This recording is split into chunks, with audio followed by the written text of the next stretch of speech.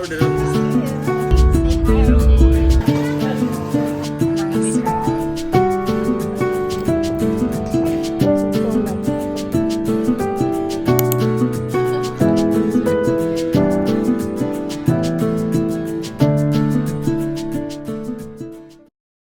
Lagi pa minap. Mukha namin ibigin big breakfast and either isa sa mga eggs benedict siguro ba ito dako-damo na mga daan na. Pag-order taga mega pa.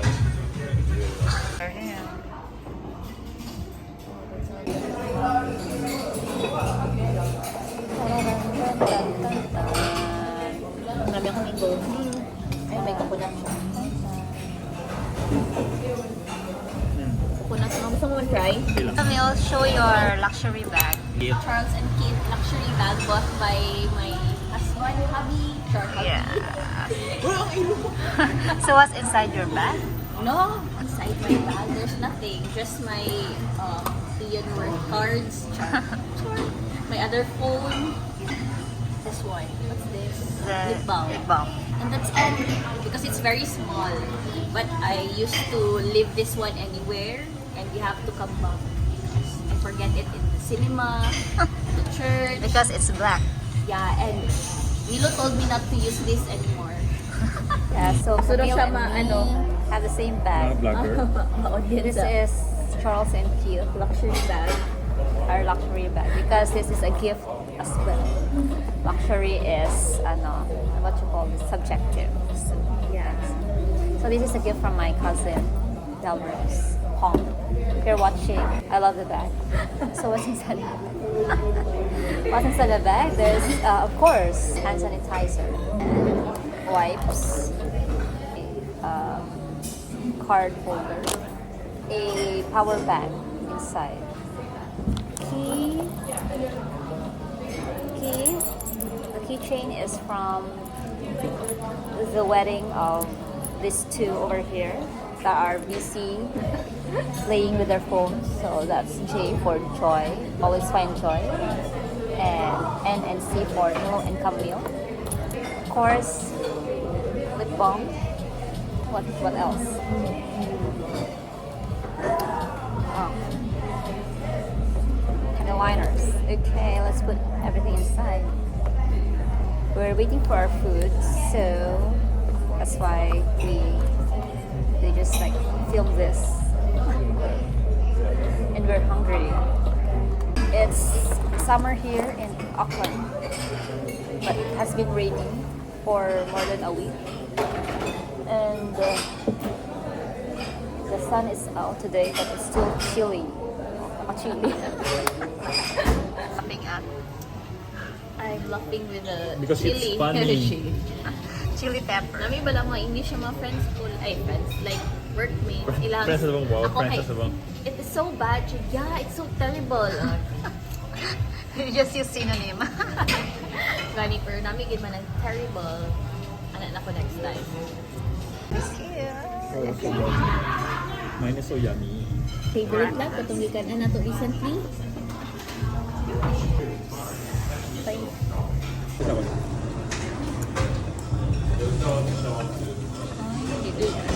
Alrighty.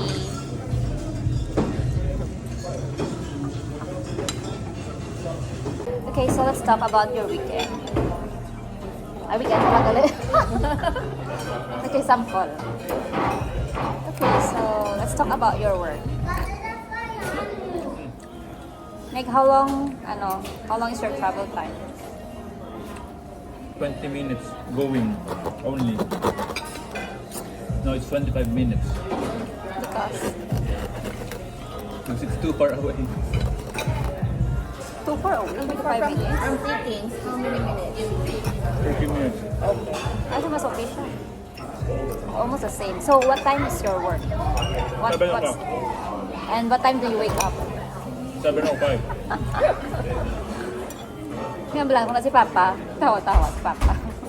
Wala, sanay ka sa Gimaras nga, ano ba? Huh? Na ubra. Tapos, pag huli, gani, when it's time to go home, it's like on the clock.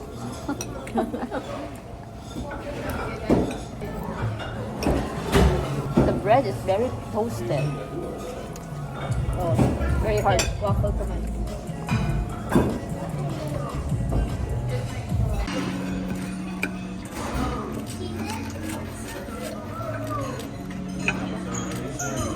How's the food, man?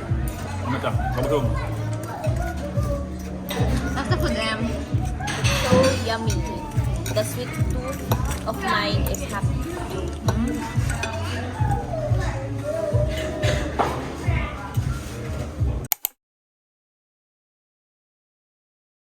Hello, everybody. Say hi, Hello RJ. everyone. Welcome to the vlog. We're going somewhere today. Where are we going, RJ? North? Is it? Yeah, north. What beach, RJ? What beach? Omaha. Okay. Hey, first time. Where is the beach? Loka Beach. Camille? 75 km. Yeah, it's a 1-hour drive from our place. But we'll stop over at Sharesies Gelato. It's the best gelato so far that we've tried. Agree, Nice. La Bear? Agreeable. It's so cloudy. I can tell. RJ, Yes. introduce yourself. Hi, my name is RJ. How long have 10-year James for short. how long have you been here in New Zealand? Almost 13 years. Okay. So, what do you love about New Zealand? The place is very beautiful. And And nature. okay. And the people, yeah, they're very nice and very helpful sometimes. Okay, so in 13 years of living here, where have you lived, RJ? I live in Hamilton before, now in Auckland. Okay, how many years in Hamilton? About roughly 8 years, 9 years. Yes, like, So why did you move to Auckland? because of work. Okay, then so most of your life you've lived here in North Island, is it correct? When did you first travel to South Island? Travel in Queenstown for the very first time. When? 3 years ago. 3 years ago. Yeah. You only traveled there like 3 years ago. Okay. What can you say about South Island compared to North Island? It's very cold. Not like here. It's kind of cold, but it's much cold down in South Island. How did you and Nilo meet, RJ? We met in Taupo. Yeah, with Kuya Tiboy. Oh, through Other friend. T-Boy. Yeah. Okay, okay. So, who's T-Boy again? Our other friend. Oh, T-Boy is Camille's cousin. Oh, yes. So, next time we'll do friends tree. So, Camille, T-Boy, like that. Alright. So, Coke is $4. This one. This one. Same price. 2.5. So we're stopping by to buy some drinks.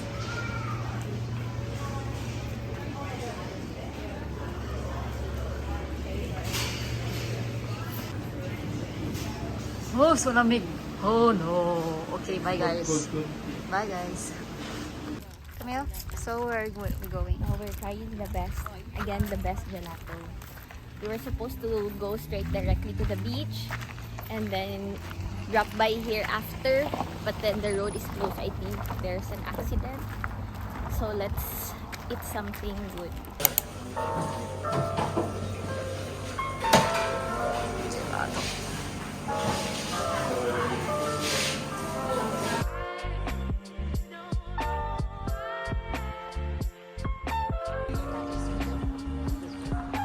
Dark chocolate.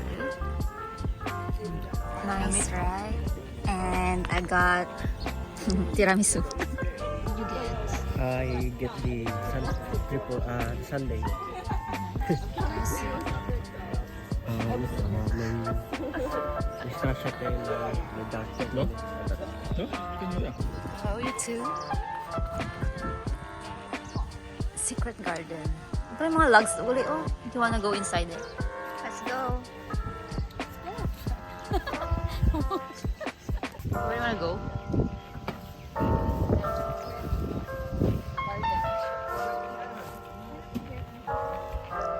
My space? Got space? So what are you saying? Scented things, true.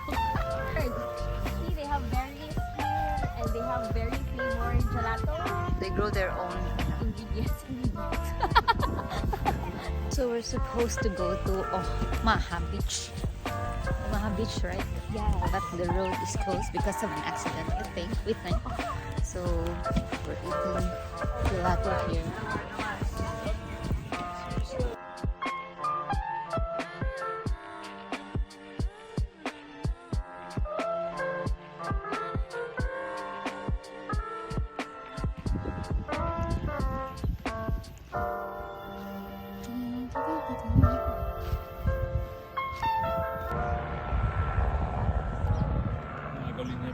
Okay, change of plans. Where are we going now? We're going to Snell's Beach. Okay. So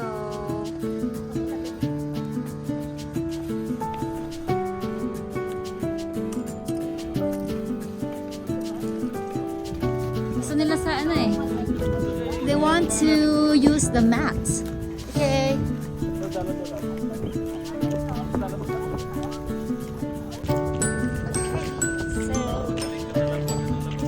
Small talk. Low tide.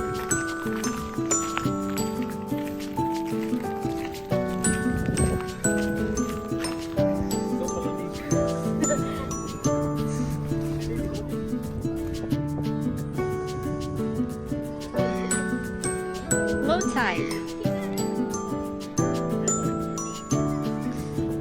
Give me. Char. Okay.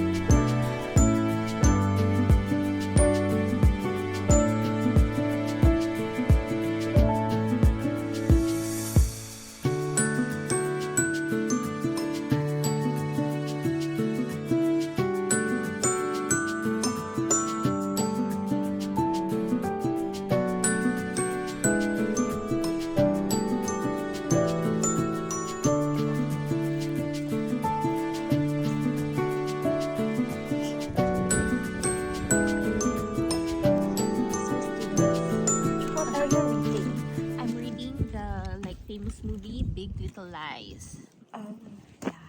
What is My it about? Favorite book from I'm not sure how to pronounce her name. Lian Moriarty is Three Wishes. It's so funny.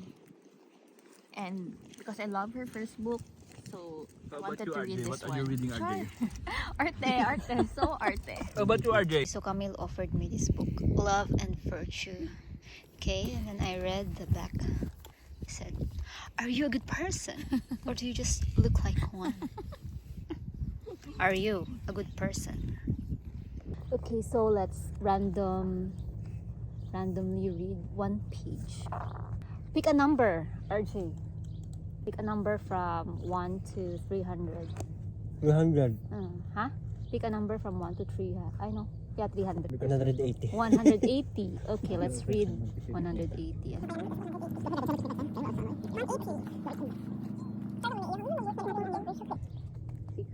A couple of times a year, the students who ran the basement bar at St. Thomas would descend into the stone cellars and hunt down cases of beer. Wow. That were about to expire. Hey, RJ, so what did you learn during the pandemic? Is your life different? Was your life different during the pandemic? Yes. How different is it? you don't go outside the Because it's lockdown. lockdown. Camille, what did you learn during the pandemic? I think I learned I learned baking. Yeah, it's one of the items I've ticked off, but I think I've learned cinnamon. I've only learned to bake cinnamon. I Rolls? tried baking. Oh, yeah. then you make some cinnamon for me. Yes, sure. But I tried baking strawberry cheesecake, but it turned out to be like a banana cake. How was it? Nilo only ate one slice out of the whole cake, and then we throw the rest. So sayang.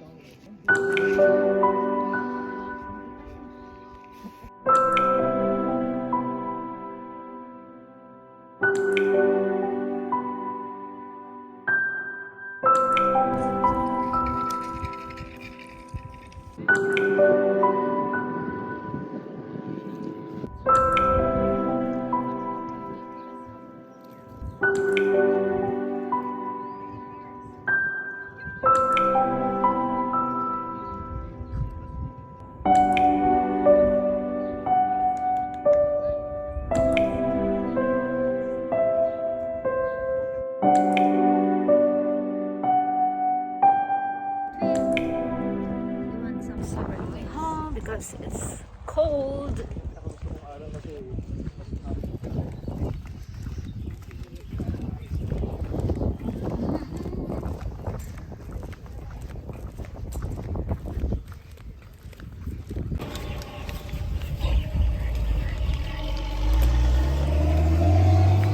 Susunod na niya. Food. Oh, dito na. No? Okay. Bye. Home time, home time.